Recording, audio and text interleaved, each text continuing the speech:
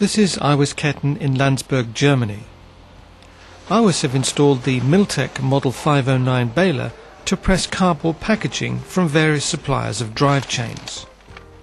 They press approximately 60 cubic meters a month.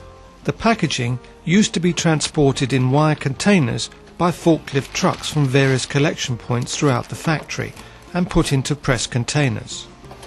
By switching to a baler, internal company costs have been reduced by 300 to 400 euros, and the baler meets Iwis's special requirements.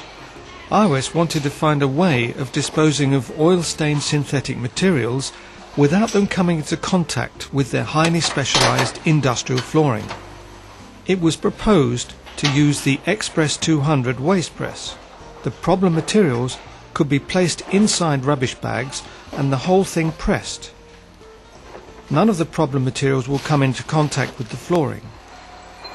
In addition, high compression could be achieved. Iwis was instantly delighted with the suggestion and immediately ordered a second collection container wagon. The changes have saved a further 250 to 300 euros a month.